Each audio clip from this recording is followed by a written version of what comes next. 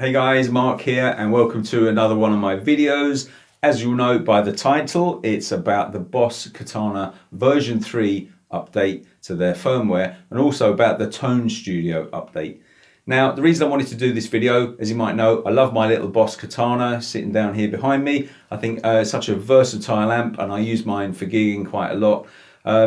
And so I was really pleased when they updated this firmware because it allows you to assign certain functions from the effects to parameters that can be changed by the expression pedal. Now, if I just get the G8 FC foot controller, try not to blind everyone.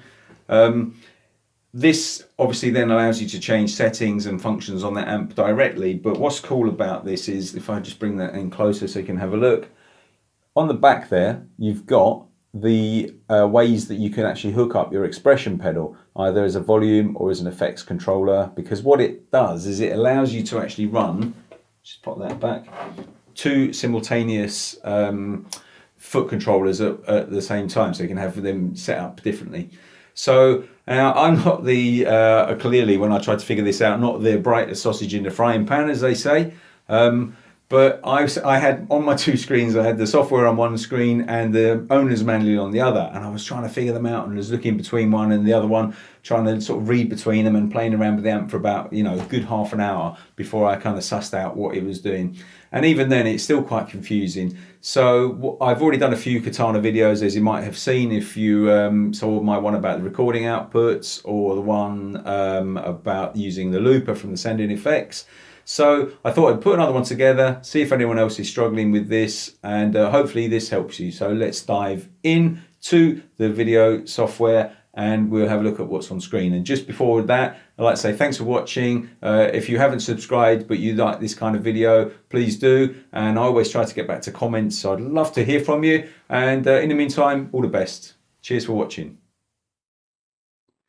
So once you've downloaded the version 3 update into the amp and then downloaded the latest Tone Studio, this is what you get when you open up the interface. So there's a whole raft of buttons here which are to do with the functions on the top of the amp. So for example, the effects is basically what you've got loaded into each section on top of the amp. So when you go to the effects bit for the booster or the mod, you select here the booster which you want. So effectively you've got 3 different types for each. Then the same with the delays and the effects. So in essence, what you can do is you can go to the booster setting, and then when you change this here, you can see that the overdrive function comes on there, and if you click through, you've got a yellow, green and a red. So these are appearing on the amp as you do this. So basically what's happening is every time you select this on top of the amplifier, because this is a physical representation of the top of the amp itself, when you select that, you're then going into whatever module you've selected in here. So for example there, I can select which of those from the Boss effects range I want in there. And then once I've done that, then I can go into the actual functionality and the independent controls of each of those effects individually. So what you've essentially got here, if you're not familiar with this, is 3 booster effects with multiple editing facilities. Then I can decide which of those I want, and it's not easy to obviously do this in a mid performance, but you have got 4 channels, and with the facilities on the latest which they did on the version 2, then you can hold the control panel down, the panel button down, and then it gives you 4 more channels. So if I look at my booster options and I go back to the effects, I can put all of those into my effects chain. So for example, if I wanted to have the overdrive there and then have a chorus in one of the effects here, that could be my setting. Or if I wanted to have like the blues drive with an analog delay, that could be my setting there. On the reverb there, what they did on version 2 is they allowed you to have 3 different types of reverb, so you could choose which one you wanted there, as well as a different type of delay. So your chain could effectively go booster to delay to reverb, and in this booster section you can have any of these types of overdrives, or you could have a chorus with the delay, analog or digital delay, and a reverb, or you could have, let's say, a chorus and a flanger and a delay instead of the reverb. So you can only have 3 in one go, but effectively what you've got is absolutely infinite adjustment there. So the cool thing is you've got to obviously decide what kind of sounds you want in the first place, because one of the tricky things was actually for me actually just trying to decide what to have where, because there's like almost too much choice. But what I did with my setup was I thought, okay, I'm going to have a clean channel, which I probably want a bit of chorus on. So if I went to my, let's find out where my clean channel setup is. So I've got set up, I don't really use the booster on the clean channel. I just switch to the other channels for that. But I've got chorus set up, and I can turn that on or off because I don't want that on as a sort of a default thing. But I've got the G8FC, which allows me to do that. Then I can have a bit of delay, and I think I've got a bit more sort of echo on that particular setting. No, sorry, it's on the reverb, so I've got a plate reverb there. Then over here, this is my kind of crunchy setting, and I've got, again, I've got no booster selected there, but I've got just some reverb on that, and the reverb I've got on there is a hall reverb. So when you go into the editor, this is all your functions here for the 8 presets. Then if you look up on here, you can write each of those presets in. So what you effectively can do is you go to your effects, you decide which one you want, so you have a play around with that. Obviously you can see in there the signal chain. So if I click over to my first one, you can see this is my signal chain. So my guitar goes in, I've got these effects set up. When you go into the individual effect, you can set all the parameters for that, decide whether you want it on or off by clicking up here and selecting the amount by which you want it to be on. So what you could do, say for example, you don't want the chorus to be on when you go to that channel, but you want the chorus to be selected a certain way. What you do is you go here, select your chorus, turn the effect off by putting it into the middle there, so you've got no effect, okay, and then you save that. So when you come back here now and decide whether your chorus is on or off, you can actually activate it from here.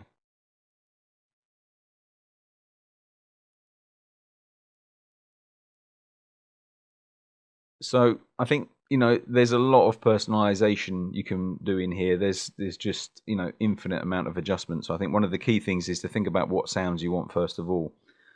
One of the cool things in here is you've got some parametric EQ, and there's a few different adjustments on there, so you can actually change the you know, fine tune the details if you like to your setting. Then there's the noise reduction. Then you've got your send and return levels. Now this is really important to have this selected to on or off, because if you put something in the send and return channel and then you click on it and nothing happens, in fact what happens is, if this isn't set up, especially with something like one of the looper pedals on there or the effects in a loop, when you click on it you get no sound. So it's important to have that on there, which I found out when I first got my looper.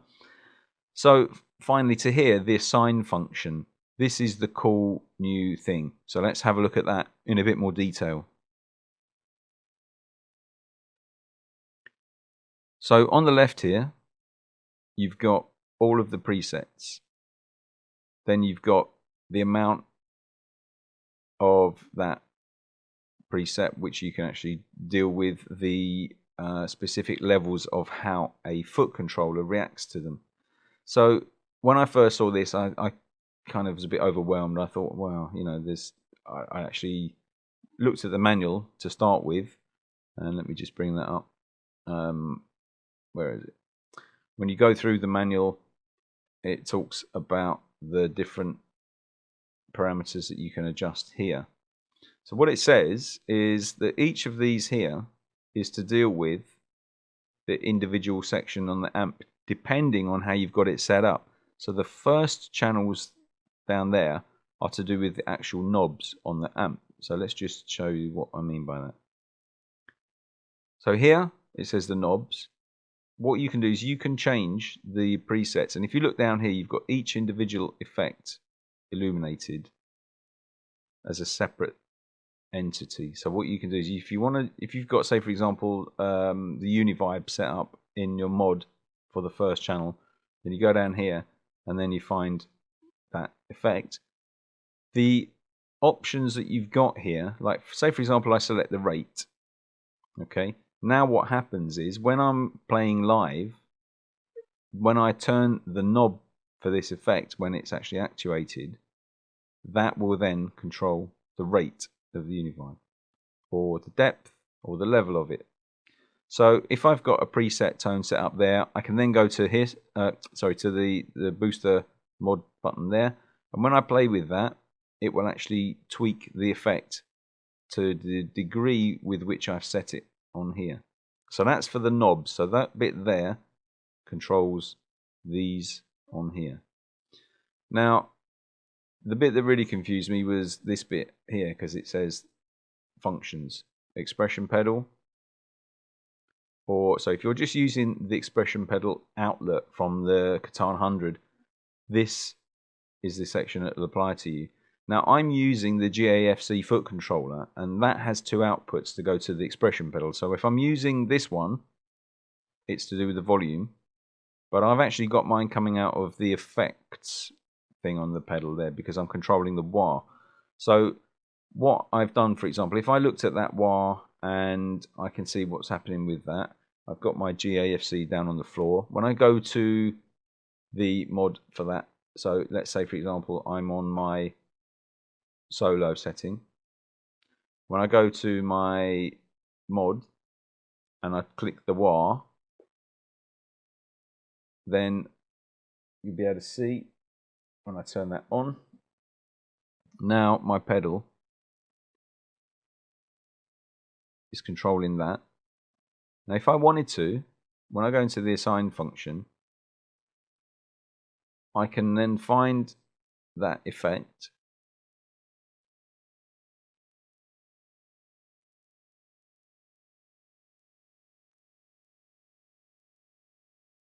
there it is, there's the pedal, and I can decide which of these actual individual parameters then gets affected by the movement of the expression pedal.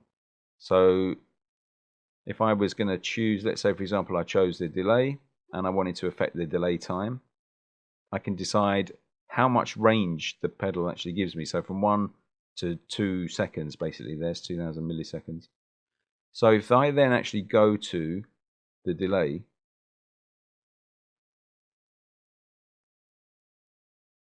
oh, which one is it?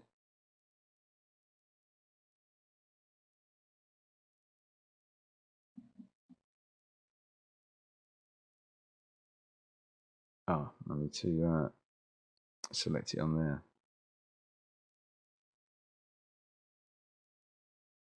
And then you can see, look, the delay time is being affected by how much the pedal moves. So I've got my foot on the foot pedal there, and if I go to the assign function, I can change how much that wants to react by. So if I put that up to, let's say that, for example, then I want to go into, let's say 500. Now, when I go to the actual pedal, these are the rates that it will change between on the delay time. Okay, so that's been set from there, from 67 to 500, and then in the delay option itself you can see which parameter is being affected. So that's the delay time. So if I wanted to change that from the delay time to the amount of feedback, I can do the same again there. So I can change the feedback options there, and when I go into the delay, and then you see now it's the feedback that's moving. So that's a pretty cool feature, and I think, to be honest with you, I have had a play with this, but I think that, you know, the only thing you can do to find out how you want to get that set up is just literally plug it in and have a play with it. It is a bit confusing when you first look at it, but once you understand that you've got to select the function here of actually what you want the thing to do. So I've got my wah pedal in there, and then you actually go to the effect, and then you change the amount of the whatever's being affected by the pedal movement itself. It makes a lot more sense. So you can have some fun with that. So that's what we've got. This one is the expression pedal out from the back of the amp on its own line. This one is if you're using the controller from the volume setting, or sorry, from the volume output from the back of the GAFC. And this one is to do with whether you've got it out of the effects. So there's tons more stuff you can do in here. I hope that that's kind of cleared that up if you haven't had a chance to have a look at this. And I would say it's really worth just getting stuck in, have a play with it, play with this assign function. The manual doesn't give you an awful lot of kind of options on stuff. It kind of relies it upon you to just get stuck in. But you know, when I first looked at that, it didn't really make a lot of sense. But then kind of reading through this and thinking, okay, yeah, I can see now they're actually relevant for different parts of the setup depending on what output you're using for the actual pedal itself.